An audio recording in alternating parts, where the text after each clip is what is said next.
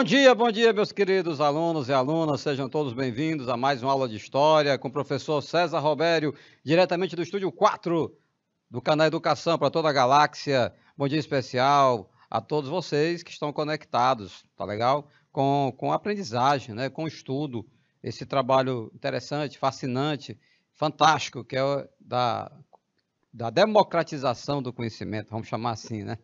Bom, o que é que vamos trabalhar hoje, professor César? Vamos falar sobre o advento dos nacionalismos africanos e asiático. Olha nosso roteiro de aula, objeto de conhecimento, o advento dos nacionalismos africanos e asiáticos. Vamos debulhar tudo isso, né? Como diz no interior, debulhar, mas assim mais popularmente, vai sendo mais formal. Vamos debulhar todos esses conhecimentos hoje, né, sobre o nacionalismo africano e asiático. Vamos ter como objetivo analisar o processo de surgimento dos movimentos nacionalistas dos continentes africano e asiático. Galera, é o seguinte, tanto a África como a Ásia foram muito explorados, né, durante o século XIX pelas nações industrializadas europeias, como nós já vimos em aulas pretéritas, né? Aulas anteriores, mas agora nós vamos trabalhar exatamente assim, a reação dos povos africanos e asiáticos diante desta dominação, dessa exploração dessas nações europeias, tá? Os caras, né, os europeus que tinham uma tecnologia bem evoluída, que tinham o poder das armas, entendeu? Acabaram causando muita dor e sofrimento nos povos africanos e asiáticos. Mas vamos lá, vamos começar por esse movimento. Particularmente, eu acho muito interessante. É a Revolução Haitiana, né, em 1804. Início do século XIX, tá certo? Em 1804, aconteceu esse movimento no Haiti, né? É uma referência ao chamado movimento pan-africano. O movimento pan-africano, vamos falar já nele, vai ter como, assim, digamos assim, uma base, né? Um exemplo a ser seguido, uma referência, como está colocado aí na sua tela, esse movimento que aconteceu no Haiti, que foi de 1791 a 1804, tá bom? Pega o finalzinho do século XVIII e começo do século XIX. Foi uma rebelião de escravos, né? De negros libertos, tanto pelo fim da escravidão como pela independência. Olha que coisa interessante. Se você tomar como referência o nosso país, o Brasil se tornou independente em 1822, em relação a Portugal, lógico, né? Em 1822, celebrando este bicentenário agora, né? Muitas vezes até de forma equivocada, né? Em relação a uma data tão interessante, deveria ser assim, motivo de debates profundos, mas lamentavelmente está tendo outros encaminhamentos, né? Ok? Mas o que nós temos que dizer é que o Brasil se tornou independente em 1822, mas a abolição da escravidão só foi no dia 13 de maio de 1888, quase no finalzinho do século XIX. Mas o Haiti não. O Haiti teve um combo, vamos dizer assim, independência e abolição da escravidão. E vejam bem, liderado, tendo como protagonistas os africanos escravizados do Haiti. Galera, isto repercutiu de tal maneira, chamado haitianismo, né? O medo haitianista, alguns chamam, tinha várias denominações, porque como é que a informação chegou no restante das outras colônias? Brasil, por exemplo, é que os escravos no Haiti tinham pegado em armas, lutado contra os colonizadores, os franceses, né? E se tornado independente e acabaram a escravidão. É uma pena que depois eles se desentendem entre eles mesmos, vão ter uma série de conflitos, né, internos, e o processo histórico resultou numa realidade atual bastante adversa, né? Hoje o Haiti é um país muito, muito pobre, né? Assim, marcado por fortes desigualdades sociais, mas o fato, meus queridos, é que teve a Revolução Haitiana, tá? Em 1804, quando esta antiga colônia francesa, né, no Haiti, conquistou a independência e a liberdade do seu povo. Aí a liberdade para um africano, para um escravizado, esse movimento foi muito mais significativo. Vocês estão entendendo? Porque se você perguntasse no dia 8 de setembro de 1822, um dia seguinte, né, no day after, no dia seguinte à abolição da escravidão, perdão, dia seguinte à proclamação, entre aspas, da independência, se perguntássemos para um escravo, e o senhor mudou o que na sua vida, né, a independência do Brasil? Ele dizia o quê? Nada. Absolutamente nada. Eu continuo escravo, né, sendo maltratado, entendeu? Sendo agredido, certo? Então, mas no caso do Haiti, não. No caso do Haiti, essa independência, essa liberdade dos escravos era algo assim muito concreta, muito real, né? Na vida dele. Vocês estão entendendo o que nós estamos procurando destacar? Porque quando você fala assim, o Brasil se tornou independente em relação a Portugal, trata-se, portanto, de uma relação entre uma colônia e uma metrópole, né, que deixa de existir. O Brasil deixa de colônia, passa a ser uma nação, né, Deus? Mas aí, e no dia a dia da vida das pessoas, o que é que muda, né? No Brasil, não muda, para a grande maioria, não mudou nada, né? Agora, para o Haiti, mudou. E como mudou, tá certo? Vamos dar um pulinho, né, no tempo, já para o final do século XIX, com a Conferência de Berlim. Eu fiz referência à Revolução do Haiti, em 1804, para você ter conhecimento deste farol que iluminou esse movimento pan-africano, né? Mas, assim, as nações europeias, elas disputavam entre si áreas de domínios na África. Rapaz, quando você olha o mapa da Europa, né, um tantinho de terra, bem pequenininho, e dominar um baita de um continente desse, no uso da violência, da bala mesmo, né? E também tinha aquele discurso, a história da levar civilização, né, para os povos subdesenvolvidos. Nós vimos isso nas aulas anteriores. Mas o que foi a Conferência de Berlim? 1885. É uma reunião de nações europeias industrializadas que tinham colônias na África. Como é que está colocado na nossa tela? A Conferência de Berlim delimitou regras e acordos durante a ocupação do continente africano pelas potências europeias. Tá? É o seguinte, a tentativa aqui foi de evitar uma guerra. Tá ligado? Por quê? Porque, veja, que estava caminhando para isso. Estava caminhando exatamente para um conflito bélico, né, de grandes proporções. Então, assim, numa tentativa de se evitar uma guerra, né, ou seja, antes dos generais entrar em ação, vamos recorrer aos embaixadores. E geralmente é assim, os embaixadores tentam, argumentam, dialogam, propõem, entendeu? Defendem suas teses. Os embaixadores não conseguindo atingir seus objetivos, eles recuam e entram em cena os generais. Aí a conversa é outra na base da bala, o argumento da bala. Tá certo? Então, pessoal, essa Conferência de Berlim, ela também foi conhecida como a partilha da África, né? Na verdade, eles retalharam a África. Vocês estão vendo aí na sua tela? Depois, acessa lá a plataforma do canal Educação, faz o download do PDF dessa aula, tá?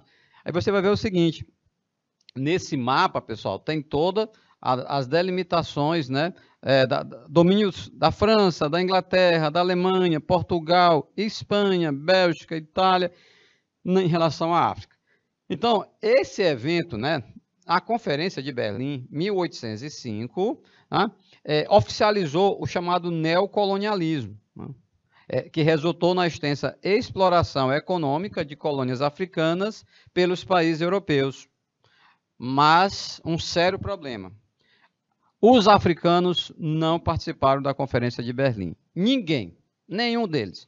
Como é que os caras se reúnem na Alemanha, em Berlim? Lá tinha ingleses, belgas, entendeu? Franceses, espanhóis, italianos, mas não tinha um africano. E eles pegam e decidem, né, em relação a limites, a domínios. Resultado. Acabaram não definir, isso aqui é domínio da Inglaterra, isso aqui já é domínio da França, não, isso aqui é domínio da Alemanha. Resultado, colocaram nessa mesma área de domínios deles, tribos rivais há séculos, né? Ou seja, eles acabaram estimulando conflitos, ao invés de conquistar a paz, né? Então, assim, ainda hoje a África, infelizmente, é palco, né, de muitas guerras civis, luta pelo poder, tá? Mas são questões que vêm sendo mal resolvidas há muito tempo. Vocês estão vendo aí. Século XIX, nós estamos no século XXI. Né? Não sabemos, assim, essas aulas ficam gravadas, ficam no YouTube, né? Não temos como imaginar como é que vai ser daqui a 10, 50, 100 anos, né? Se essa situação vai se agravar, se essa situação ela vai se equilibrar, ou se ela vai se consolidar enquanto configurar autonomia, né, para esses países africanos. Pense no continente rico, a África.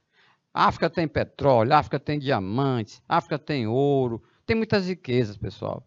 Então, assim, é uma ignorância alguém abrir a boca para dizer a África é um continente pobre. Não é. É um continente com um povo empobrecido, explorado há séculos, mas é um continente riquíssimo, riquíssimo, né? Riquíssimo. Tá legal? Em frente. E aí surge nosso amigo Sylvester Williams. Quem é ele? Um advogado. Então, o doutor Sylvester Williams, ele é quem vai elaborar esse conceito, né? Foi utilizado pela primeira vez do pan-africanismo. Ah, professor, esse pan, olha, esse pan dá uma ideia de totalidade. Tá legal? Dá uma ideia de totalidade. Pan-africanismo. Ou seja, ver a África como um todo. Porque, na verdade, pessoal, é uma estratégia antiga, né, de dominadores, de exploradores. Quando chega no lugar para dominar, é dividir. Tá? É não possibilitar que o dominado tenha uma ideia do todo. Tá? Olha, os romanos já utilizavam isso, antigo Império Romano. Eles tinham vários lemas, e um deles era dividir para dominar. Ou seja, instigar a cisânia, a disputa interna, entendeu? As divergências, e ficando do lado de um contra outro. Porque quanto mais dividido este povo estiver, mais fácil vai ser para ele ser dominado, não é verdade? Fizeram isso com os povos que eles chamavam de bárbaros, né? Entre aspas, bárbaros. Todo aquele povo que não falava o latim, que não seguia o direito romano, os costumes romanos, ele é rotulado logo de bárbaro. Como foi que os portugueses fizeram quando chegaram aqui, nas Américas, no Brasil? Trataram logo de estimular essa divergência, a disputa, o conflito entre as tribos. Ou seja, dividir para dominar, dificultando o entendimento. Agora não. Você já observa o surgimento, a consolidação de movimentos que congregam, no caso os índios, né, aqui no Brasil, fazem reuniões, grandes eventos, que repercute, né? Ou seja, estão se unindo. Aí fica mais difícil dominar. No caso da África, voltando para a África. Então, assim, já havia, independente, antes da chegada dos europeus, já havia esses conflitos locais, disputa intertribais, né? Mas o que foi que os europeus fizeram? Eles fizeram foi instigar, eles fizeram foi jogar gasolina na fogueira, ao invés de água, né? E aí, meus queridos, fragmentando esse entendimento de África, né? De um continente. O que foi que o Dr. Sylvester Williams começou a debater? Olha, nós temos que ver a África como um todo, né? Aí ele vai formatar esse conceito, o pan-africanismo. Então, não é mais só Angola, Moçambique, Guiné-Bissau, entendeu? Não, a África, um continente. Os europeus, né, há muito que já tiveram essa ideia. Olha só, como a União Europeia, né, é uma junção de forças, né, de potencialidades. Mas se os ricos conseguem fazer isso, né, já em relação aos pobres, as coisas são mais difíceis. O Sylvester Williams, por exemplo, ele é um advogado, né, de Trinidade, uma pequena ilhazinha aqui perto da América Central, e ele foi exatamente numa conferência de intelectuais negros, que é realizada em Londres, em 1900, que ele apresentou esta tese, né, do pan-africanismo. Aí muitos ficaram admirados, ficaram perplexos, o que é que esse cara quer? Será que isso é possível, né?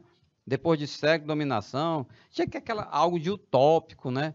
Mas aí ele sempre insistindo, né? Ele sempre demarcando a necessidade desse debate. Veja só, ele levantou sua voz contra o quê? Contra a expropriação da terra dos africanos pelos europeus e discutia as problemáticas vividas pelas populações negras nas colônias. Então, assim, aí você pode perguntar, professor César, e esse cara, né, o Dr. Sylvester Williams, ele era africano? Não. Ele nasceu em Trindade, aqui na América Central, uma ilhazinha. Foi. Então, o que esse cara tem a ver com o pan-africanismo? Ah, e de onde foi que os ancestrais dele vieram? Do Dr. Williams. Os ancestrais do Dr. Está aí a imagem dele. Eu pesquisei uma imagem de uma qualidade melhor, mas não encontrei, tá? Só para justificar aí para vocês. Talvez porque, até por conta de ser um intelectual periférico, vamos dizer assim, né, em que as elites brancas não deram, ainda não dão muita importância para ele, mas não localizei, nas minhas pesquisas, uma imagem de melhor qualidade. Mas o importante é falar nele, no que ele defendeu. Ou seja, apesar de ele não ser um africano, mas ele, lógico, que ele tinha clareza que seus ancestrais eram descendentes da África, tá? Então, vejam que é uma questão de consciência, é uma questão de clareza, é uma questão de você entender de onde é que você vem, das suas origens, exato, das suas origens, de onde você vem. E aí ele vai propor esse debate, e vai ter, lógico, vamos ter duas situações, Vamos ter aqueles que vão contestar, discordar, vamos ter os que vão ridicularizar, mas lógico que vão ter também aqueles que vão apoiar e dizer, conte comigo, Dr. Williams, nessa luta.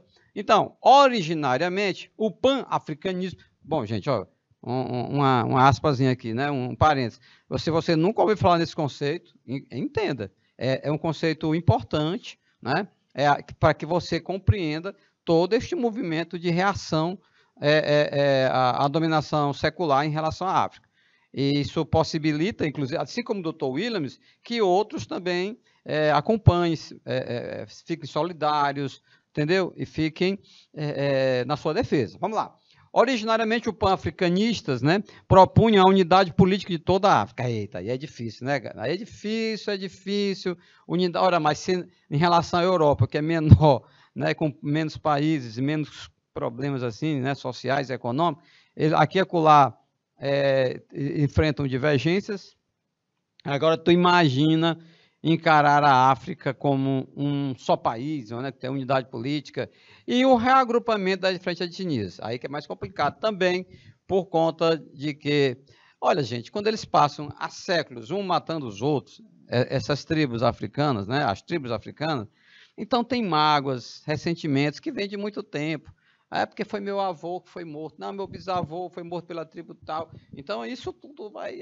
Algumas pessoas têm dificuldade para digerirem, para perdoarem, e para seguir a vida, tá? Então, o pan-africanismo valorizava a realização de cultos aos ancestrais e defendiam a ampliação do uso das línguas e dialetos africanos proibidos ou limitados pelos colonizadores. Olha que agressão. Os caras não podiam nem falar a língua deles, o dialeto deles, o idioma deles, porque os europeus não permitiam, tá? Porque sabiam que os caras estavam ali podia estar combinando uma rebelião, não era? Então, assim, os europeus, ao obrigarem os africanos a falarem inglês, alemão, francês, italiano, eles não possibilitavam que eles discutissem algo que eles não entendessem, que eles não soubessem o que estava acontecendo. Isso é um fato. Segundo, eles estavam impondo a cultura deles, a cultura europeia. Essa visão eurocêntrica, esse entendimento que a cultura europeia está acima da cultura dos outros povos. Isso aconteceu no Brasil também, galera. Eu estou falando aqui de África, mas sempre fazendo um paralelo com o nosso querido país, Quando os índios eles foram obrigados a falar a língua portuguesa, e não se comunicaram no dialeto deles. Aí, repito, tanto pela questão de impor a cultura europeia, quanto para não serem surpreendidos com alguma rebelião, com alguma trama. Porque uma coisa é estar perto deles, estando falando na língua deles, e você não entender absolutamente nada. E outra coisa é você compreender, você está falando na tua língua, não, eu sei o que ele está dizendo, Aí eu sei o que ele está dizendo, tá certo? Então, assim, E outra coisa, quando você mata a cultura de um povo, você mata o povo também, né? Então, assim, ao proibirem índios de falarem seus dialetos aqui no Brasil, os europeus, ao proibirem os africanos de falarem seus dialetos, né, seus idiomas na África, estava também procurando eliminar a cultura deles. Em 1919, acontece o primeiro Congresso Pan-Africano. Olha aí a sementezinha que o Dr. Williams plantou lá em 1900. As coisas são lentas. Andressa, as coisas são lentas, né? Demora tempo, né? Tem que ter paciência, tem que ter persistência, tem que perseverar, né? Tem que perseverar, tá? Então, as reivindicações do Sylvester Williams propiciou o surgimento de uma consciência africana. Vamos grifar? Consciência africana. Olha, eu falei há pouco, o Dr. Williams era de Trinidade, né? Uma ilhazinha na América Central, mas ele tinha consciência africana, né? Que era descendente de povos africanos. E começa a se materializar, a galera começa a se movimentar, ter visibilidade, e organizam em Paris, em 1919, o primeiro Congresso Pan-Africano. Aí você pergunta, professor, por que em Paris? Por que na Europa? Por que não em Angola? Por que não em Moçambique? Por que não em Guiné-Bissau? Meus queridos, havia naquela época, no início do século XX, também a intenção de dar visibilidade ao movimento pan-africano. E é muita ousadia, né? É santa ousadia. Ou seja, depois de séculos de exploração dos europeus, eles, não, vamos fazer um congresso do pan-africanismo, mas na terra de vocês, é na Europa, é em Paris, é na França. É interessante. Organizado, né, a liderança de Dubois. Esse cara, Dubois, ele profetizou que o racismo seria um problema central no século XX e reivindicou um código internacional que garantisse o direito dos nativos e um plano gradual que conduzisse à emancipação das colônias. Então, o Dubois, ele vai fazer o quê? Ele vai elaborar projetos, né? Algo mais concreto. Olha ele aí, sociólogo, né? Historiador, ativista, William, um chama Du Bois, né? É norte-americano. Como vocês estão vendo, não é africano e nem precisa ser. Um outro parênteses. Olha, você não precisa ser mulher, você não precisa ser negro, você não precisa ser, né, um homossexual para você se sensibilizar, para você defender, para você ficar contra as injustiças. Então, são seres humanos que têm direitos, assim como você, assim da forma como eu também tenho. Aí o nosso amigo norte-americano, assim como o outro que é de Trinidade, ele disse o seguinte: peraí, cara, peraí, cadê a justiça social? Né? Vamos lutar contra o racismo. Né? Em 1895, ele concluiu o doutorado em História pela Universidade de Harvard, tornando-se o primeiro afro-americano a receber o título de doutor nessa instituição. Rapaz, finalzinho do século XIX, eu imagino a cara daquele branco americano, louro dos olhos azuis, Andressa, né? Ficava assim chocado, né? Mas, e com inveja. Isso, Andressa. Andressa, aqui, nossa intrépida intérprete, né? Ela disse, e ficava também assim, olha, quem é esse cara? Mas ele, pela inteligência dele, né, pela coragem dele, ele se notabilizou. Sofreu preconceito? Com certeza, não precisa nem colocar nesse slide. Ora, mas se tem preconceito hoje, no século XXI, o que dizer do final do século XIX? Pela lógica, você deduz isso. Mas o que é interessante, o que é bonito, é não se render. E assim, dando espaço, o cara estudou, teve as oportunidades, né? E ele se destaca por ter sido o primeiro afro-americano, ou seja, nasceu nos Estados Unidos, mas de origem africana, né, a obter esse título de doutorado, publicar livros, séries. O primeiro congresso pan-africano marcou o ambicioso plano traçado pelo norte-americano, Du Bois, né, dar voz ao continente africano no espectro mundial. Rapaz, vou fazer até aqui um outro comentário, porque há quem até questione essa expressão, dar voz, é algo tipo assim, você vai falar porque eu vou permitir, dar voz, entendeu?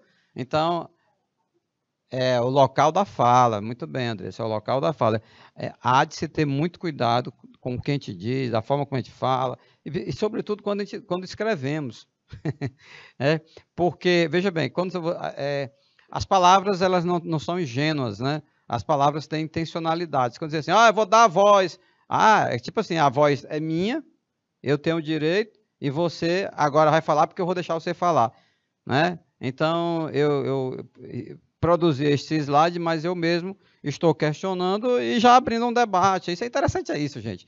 História, ciências humanas, não é a ciência exata, entendeu? Isso aí não é coação, a fórmula, eu bote aqui na tela e pronto, e acabou. Não, tá aí, eu escrevi da voz. Às vezes a gente é pego, vamos dizer assim, reproduzindo, não é, Deus? Reproduzindo muito o que a gente ouve, e às vezes até sai como algo automático, algo assim, como é que se diz? Parece até natural, ou seja, e até corrigir, assim, não, aprofundando nosso debate, nós às vezes naturalizamos o que não é natural, o que não é para ser natural, não é? É para que nós deveríamos ter uma postura mais crítica, né? De não ficar reproduzindo essas coisas. É porque é assim, sempre foi assim. Que onda é essa? Que papo é esse? Então, ok? Esclarecido isso, os líderes negros entendiam que a África deveria estar presente durante essas discussões e que as questões africanas tinham de ser apresentadas pelos próprios africanos. Olha que legal. Há pouco eu disse para vocês que na Conferência de Berlim, né, que retalhou a África entre as nações europeias, não tinha um só africano, que eram exatamente as pessoas mais interessadas naquele negócio, né? Da mesma forma como os índios não participaram do retalhamento do Brasil, tá? Pelos portugueses. É a questão da mentalidade do dominador em relação ao dominado. Mas, nesse no Congresso Pan-Africano, eles não, nós temos que estar presentes, precisamos nos manifestar, né? Nós temos direitos, entendeu? É nessa perspectiva. E aí, novamente, o nosso amigo doutor Dubois, embora ele tivesse relativamente convencido de que os políticos europeus e norte-americanos não dariam independência às colônias, ele tentou usar a situação para dizer que era preciso negociar. Você está entendendo? Olha assim a visão do cara. Ele não é ingênuo, ele sabia que nem os líderes políticos, nem na Europa, nem nos Estados Unidos, assim seria de imediato reconhecer a independência. Mas, olha, é preciso debater, é preciso negociar. E o que é que ele defende? A alta administração gradual das colônias africanas. Alta administração, meu povo. Nada mais de continuar sendo administrado por ingleses, por alemães, por italianos, por franceses. Não, não, não, não. Alta administração. Nós temos como administrar os nossos próprios países. Liberdade de expressão, né? Porque o dominador não permitia que os africanos se manifestassem livremente, falassem o que eles estavam pensando, o que eles estavam sentindo, sempre essa questão da repressão, né? E o direito à terra e à educação. Terra, meu amigo. Terra para poder plantar, para poder criar animais, né? É de onde vêm os alimentos. E a África, há milênios, né? Há milênios, né? Domina essa tecnologia, né? De plantio, né? De criação de animais. Até prova em contrário, nossos mais antigos ancestrais, né, surgiram no continente africano. No continente africano, é o berço da humanidade, né? Outra tese, viu, Andressa, que deixou muito branco o europeu, louro dos olhos azuis, não só europeu, no mundo todo, assim um pouco inquieto, incomodado, como é que é? Quer dizer que nossos ancestrais eram negros? É o que tudo indica, de acordo com as pesquisas arqueológicas, com a ciência, né? Nossos ancestrais teriam surgido ali, na África, e da África migrado para a Europa, para a Ásia e para as Américas, tá bom? Direito à terra. E direito à educação, porque os líderes do pan-africanismo, eles sabiam que uma forma bastante vigorosa de mudar aquela realidade era investir nas oportunidades de acesso à educação. À educação. Tá legal? Meus queridos, a educação, é o estudo, é a chave do cadeado, que abre portas, portões, janelas, e que permite nós ultrapassarmos esses limites que nos são impostos, né, por aqueles que não querem que nós tenhamos essa visão. Então, o pan-africanismo vai ter bem claro a necessidade de investir em terra e também na educação. Quem é esse senhor? Jomo Kenyatta, do Quênia, né? O movimento pan-africano, aquele que o Dr. Williams começou lá em 1900, lá em Trindade, vai ampliando. Esse cara, ele foi detido em 1952, foi condenado a 7 anos de prisão, acusado de encabeçar a rebelião Mau Mau. Essa rebelião, desse nome engraçado, né, é uma rebelião contra os dominadores europeus. Né? Então, ele foi libertado em 59, permaneceu de prisão domiciliar até 1961. Em 63, ele se torna primeiro-ministro do recém-independente Quênia. E em 64 foi nomeado presidente da República do Quênia. Né? Ou seja, a independência ela veio, antes os europeus prenderam ele, como prenderam também lá, um pouco mais nesse mesmo contexto, né? O Nelson Mandela, na África do Sul. Prenderam, mas não mataram. Por quê? Porque os europeus sabiam que se matasse, para eles seria pior. Porque o cara ia deixar de ser um líder político e passaria a ser um mártir. Alguém que sofreu martírio, que morreu por uma causa da independência. Então, se esses caras incomodavam estando vivos, iriam incomodar muito mais se eles fossem mortos. Né? Então, os europeus prendiam, tentavam apaziguar a situação, amedrontar os outros para que não fizessem o mesmo, mas, ao eliminar, ao matarem, iriam causar, né, problema mais sério. Agora, uma pena, porque esse senhor, né, o Jomo Kenyatta, ele governou de forma autocrática com um sistema de partido único. Oh, rapaz, o negócio estava tão bonito, né, Andrés? Começou tão bem, né, ele liderando o povo dele. Pois é, aí, como a Andressa está dizendo, muitas vezes o poder sobe a cabeça da criatura. Dizem, né, que o poder existe para todos, mas nem todos nasceram para ter poder, porque alguns ficam bêbados, né, ficam embriagados pelo poder e começam a fazer besteira, como foi o caso dessa criatura, rapaz. Então ele começa a explorar seu povo, assim também como os europeus tinham explorado durante séculos. Então o movimento começa bonito, né, participativo, e aí tem esse caminhamento. O que aconteceu no Quênia, infelizmente, não é uma particularidade só do Quênia. Aconteceu também em outros países. No início da aula, nós falávamos sobre a rebelião, a revolução, melhor dizendo, no Haiti. Mas é uma pena, meu povo. Como uma vez chegado ao poder, né, derrotaram os franceses, acabaram com a escravidão, vai começar uma briga interna, uma disputa pelo poder. É uma galera que é tipo assim, que era contra eles, mas assim, é como se dissesse, agora chegou a nossa vez. Olha? Então, assim, depois de condenar todos os outros que eram explorados, né? Que eram exploradores, é como se tivesse chegado a vez dele de explorar. Misericórdia.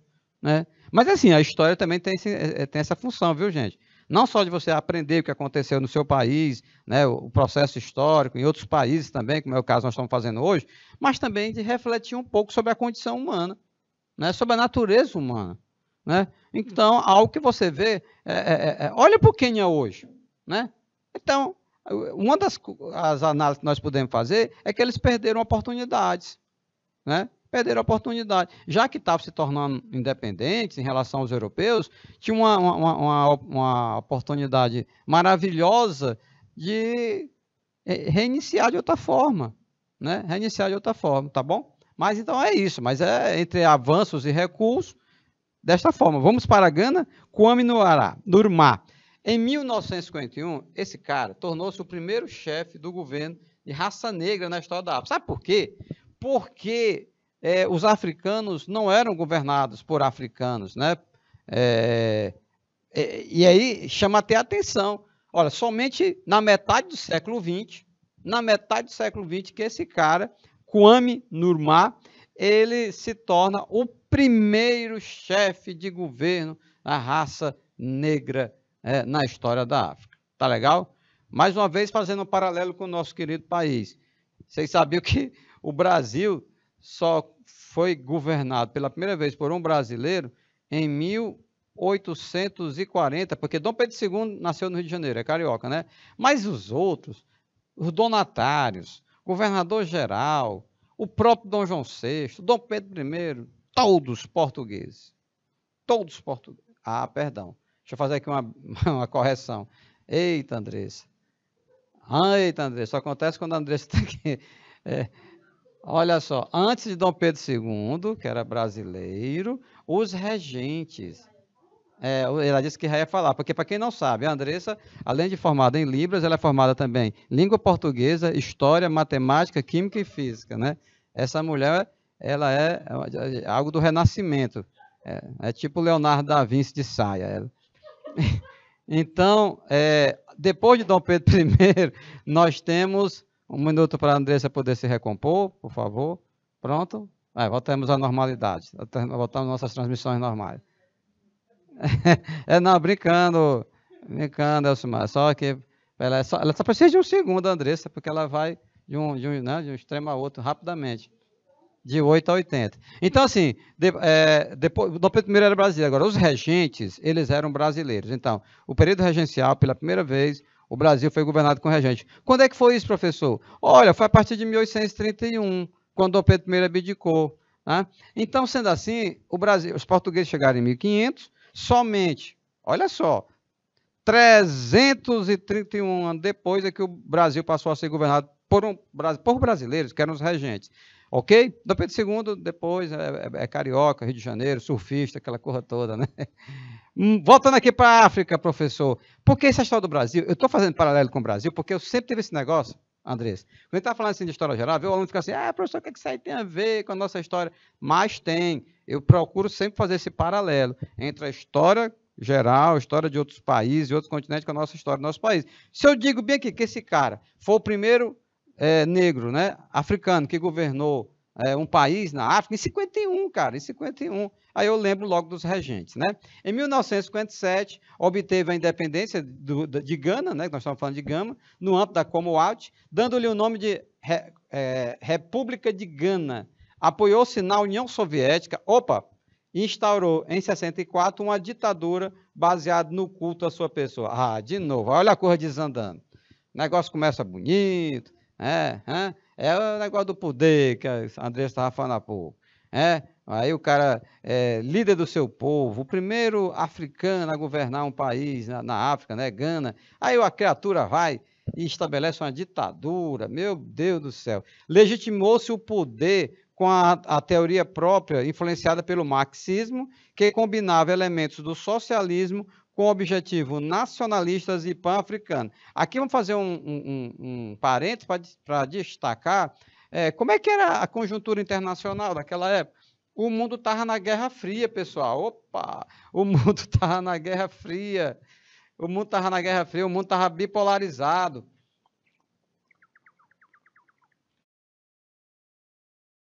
Pronto, Elcimar. De um lado, obrigado. De um lado, o bloco capitalista, liderado, né, pelos Estados Unidos, do outro lado, o bloco socialista, liderado pela ex-União Soviética. Havia uma disputa muito grande, né? Então, alguns líderes, como o nosso amigo Kwame Nkrumah, ele se aproxima da União Soviética, né? Ele se aproxima da União Soviética. Foi derrubado por um golpe militar em 66. Olha só. O ano que eu nasci, inclusive, né? 66. Um dia desse, né? Então, tristemente, a África é palco de disputas internas, luta pelo poder, governos ditatoriais, culto ao líder e um golpe militar, né? Esses golpes. Aliás, pessoal, essa década de 60, mais uma vez o paralelo, né? Em 64, os militares deram um golpe aqui no nosso país. Organização do Pan-Africanismo. A Organização da Unidade Africana, OUA, ela foi criada no dia 25 de maio de 63, em Addis Abeba, na Etiópia, por iniciativa do imperador etíope Haile Selassie, com 32 governos de países africanos independentes para enfrentar o colonialismo, o neocolonialismo e a apropriação de suas riquezas. Uma ideia louvável, muito interessante, né, a 32 países africanos. Olha que legal, cara. Não tem a Organização das Nações Unidas, a ONU, criada logo após a Segunda Guerra Mundial, não é? Pois a África também vai se mobilizar e em 63 é criado a Organização da Unidade Africana. Uma ideia extraordinária, né? Muito legal, muito interessante, mas que, infelizmente, se esses países, cada um desses 32, já tinha problemas internos para serem resolvidos, aí tu imagina, né, como é que era para chegar no consenso entre eles. Então, assim, é uma ideia fantástica, mas que para colocá-la em prática, muitos problemas. A Organização da Unidade Africana foi substituída pela União Africana, 9 de julho de 2002, né? Então, há 20 anos atrás. Está aí a bandeira da União Africana, a bandeira belíssima, né? Tem aí o mapa, né, do continente africano, as estrelas representando aí as suas unidades. Uma bandeira que não é muito conhecida, né?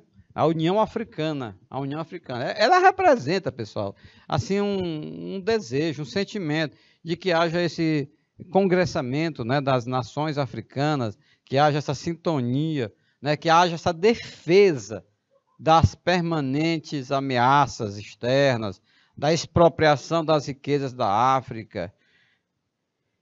Mais uma vez, traçando um paralelo, eu posso até arriscar que os africanos avançaram mais do que nós, latino-americanos, nesses esforços, né, no sentido de procurarem um entendimento, né, procurar aí um consenso, né, entre elas, tá legal?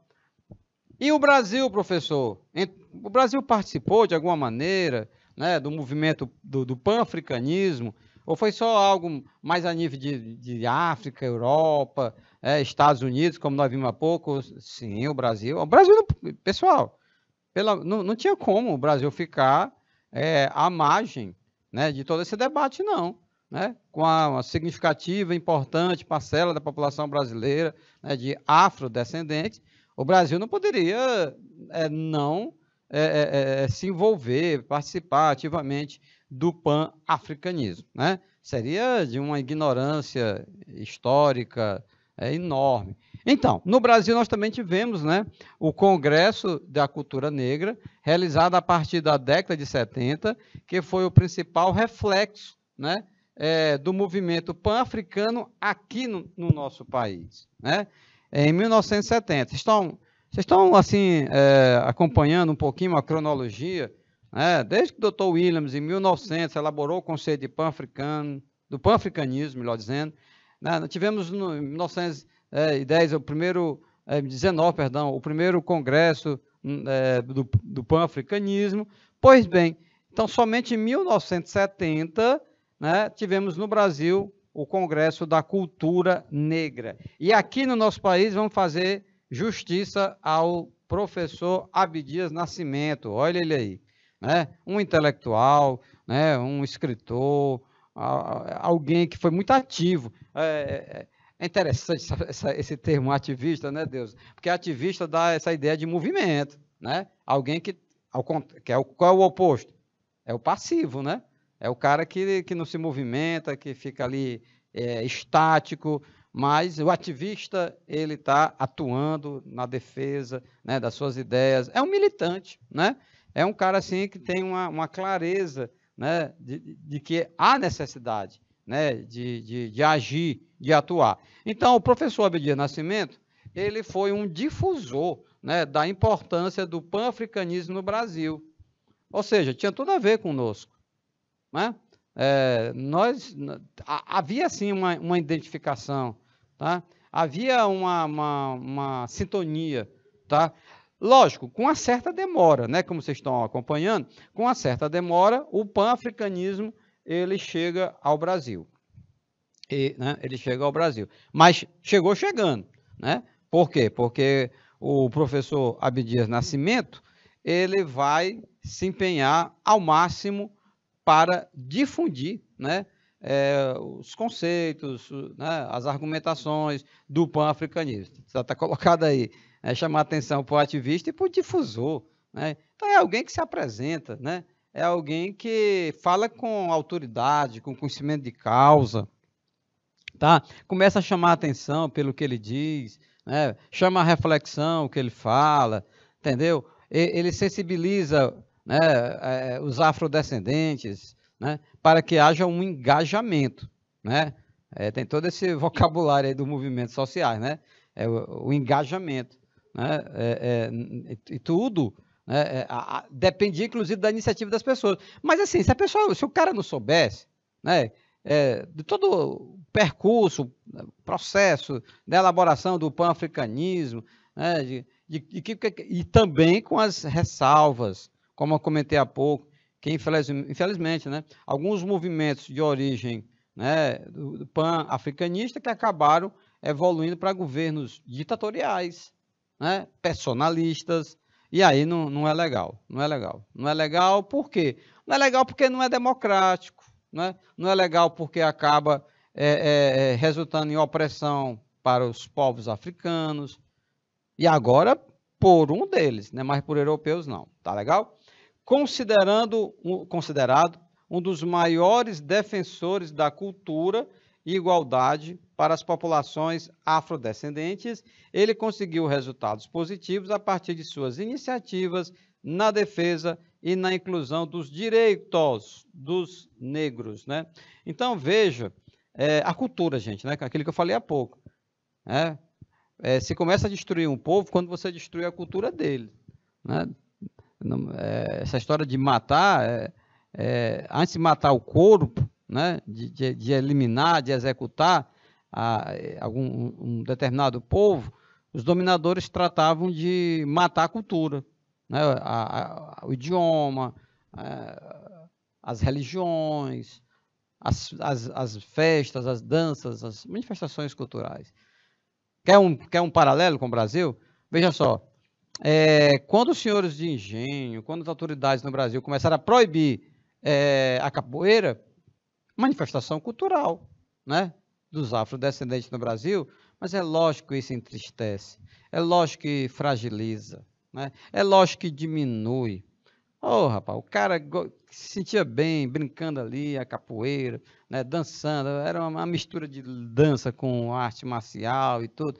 Aí alguém chega e diz, não faz mais, é crime, cara. As pessoas eram presas no Brasil, né, os capoeiristas. Até no governo Getúlio Vargas, foi ele quem descriminalizou a capoeira no Brasil. Sabia disso? Então, veja que você tem assim, você está por ter sufocado uma manifestação cultural legítima, né, autêntica. Olha só o que acontece, né? Há uma série de reações também, né? Uma série no sentido de alguns paralisam, aceitam, se conformam, e outros não, e outros enfrentam, reagem. Então, o professor Abdias Nascimento, defensor da cultura afro, você pode até ver pela imagem, né, pela roupa que ele está usando, né, com motivos africanos, né? Como é que a gente chama? Grafismo, Deus, que a gente chama? Essas artes africanas, um estilo bem peculiar, né, bem típico, tem muitas cores, a gente vê assim, a gente identifica logo, né? Tem uma nomenclatura própria, não tem? Não é? Hã? Você diz a túnica que ele está usando, uns chamam de bata também, né? É aquela roupa africana que vai até quase o joelho. Ele gostava muito de usar, o professor Abdias, já falecido, mas sim, muito colorida, e identifica muito com a cultura africana, né? Que é um povo muito alegre, muito animado, que as cores vibrantes, fortes. E aí, quando ele usa, né, essas roupas, ele está demarcando o espaço, como você falou, o lugar de fala dele, né? Olha, nasci no Brasil, mas as minhas origens são africanas, tá? Entendeu? E isso é muito interessante. O professor Abdias, longe dele de se envergonhar, né, de ter assim um acanhamento, não, muito pelo contrário, né? Ele fazia a questão, tinha prazer e pela inteligência dele, porque assim, começou a publicar muitos livros, chamando a atenção da própria comunidade acadêmica, universitária, muito conservadora, né, muito tradicional. Então, assim, antes e depois dele, da Abdias Nascimento. Queria até convidá-los, depois da aula, vocês pesquisarem um pouco mais, né, sobre a vida e a obra do professor Abdias Nascimento, tá certo? Eu acho até que ele é muito injustiçado, ele é pouco divulgado, referenciado, considerando assim toda a obra dele, a importância dele, não só, meu povo, não só para o pan-africanismo no Brasil, mas para a cultura brasileira, né, de uma forma geral, de uma forma mais ampla. Né? Você não pode ver essa coisa, tipo assim, segmentar. Isso é mais interessante para a cultura afro, né, para usar. Não, para a cultura brasileira. Considerando o quê? Nosso povo brasileiro, a cultura brasileira, é essa coisa fantástica, né, da contribuição de várias etnias, né, os europeus, os indígenas, né, e os africanos. Tá legal? Então tá aí, professor Abdias Nascimento. Olha ele de novo aí. Ele foi indicado, e parece que é a mesma, não é, Deus? Que ele está na foto anterior? É a mesma, né? E você vê que é como você estava falando, tipo aquela, tipo assim, uma bata, né? Mas tem uma túnica, tem um nome mais adequado, vamos pesquisar, né, Deus? Na próxima aula.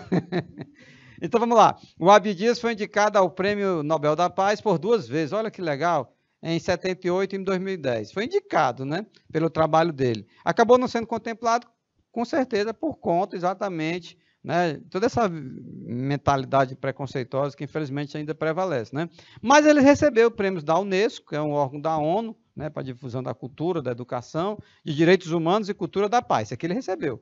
Então ele adquiriu uma visibilidade a nível internacional. Mas só pelo fato de ele ter sido indicado ao Prêmio Nobel da Paz, ele também adquiriu notabilidade, tá? Porque são poucos que são indicados também, né?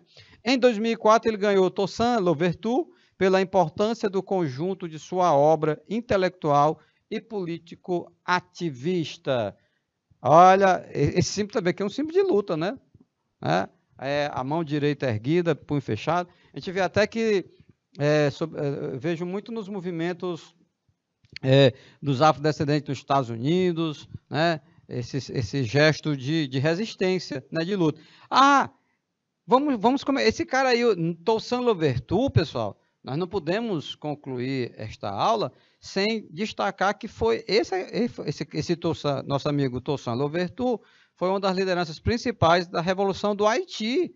Aquela lá do começo da aula, lembra? 1804, em que escravos de origem africana, né, eles pegam em armas, lutam contra os franceses, conquistam a sua independência, a independência do Haiti em relação à França, e conquistam a liberdade, né, que eles eram escravos, né, conquistam a liberdade em relação aos seus senhores, né, aos seus proprietários, né, porque naquela época o escravo era uma mercadoria, que era comprada, era vendida, era emprestada, era penhorada, alugada, entendeu? Então, o professor Abdias, ele acaba adquirindo essa visibilidade, né, não só a nível de Brasil, como também a nível internacional.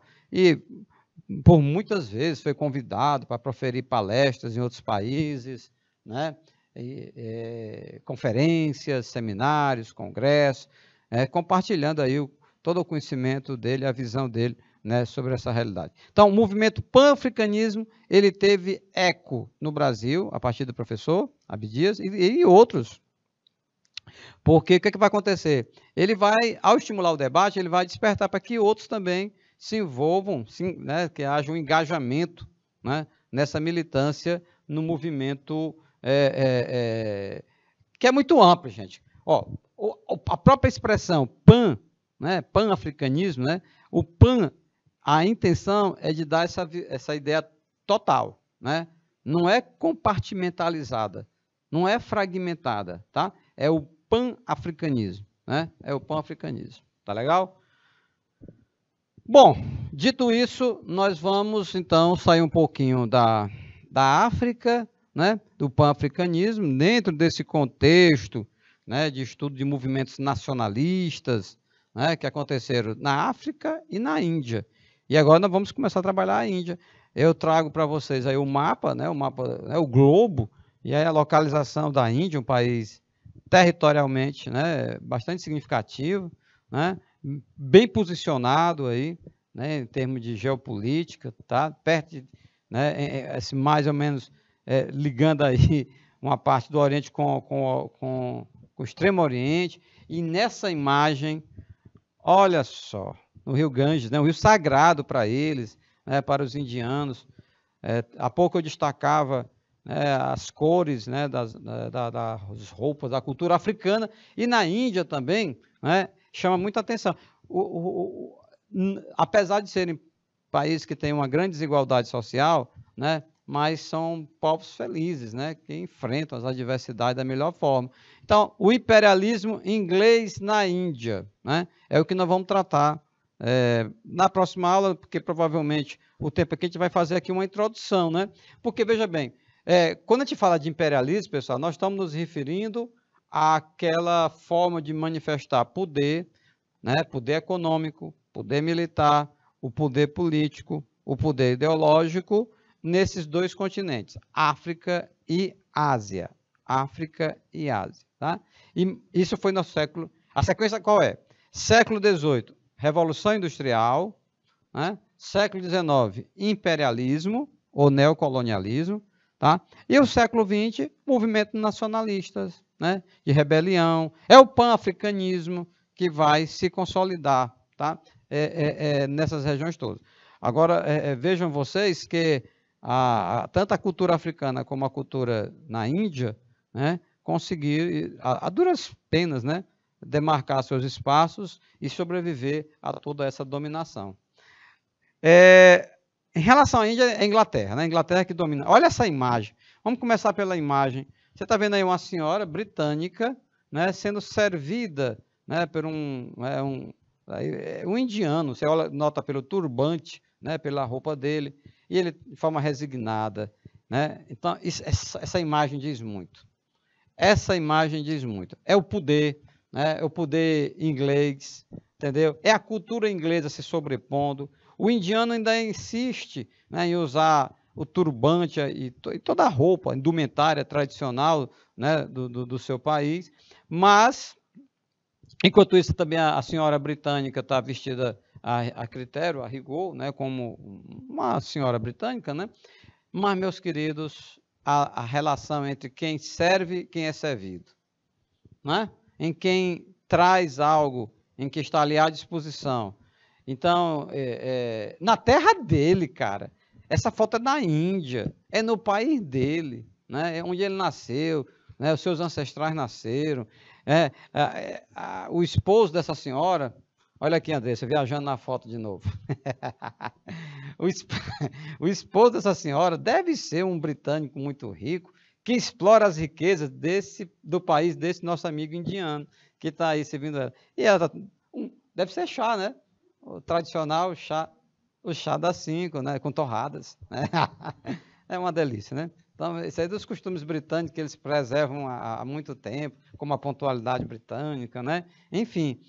E isso tudo dentro desse contexto. Olha só, a Índia, pessoal, era considerado como o quê? Como a joia mais cara, mais preciosa da coroa britânica. Ou seja, a Inglaterra tinha muitas colônias, mas a Índia era a mais rica, a que proporcionava, né, mais lucros para a Inglaterra. Meus queridos, é o seguinte, nós vamos fazer um breve intervalo agora e logo, logo retornaremos para darmos sequência ao nosso estudo sobre nacionalismo na África e na Índia. Estou esperando vocês.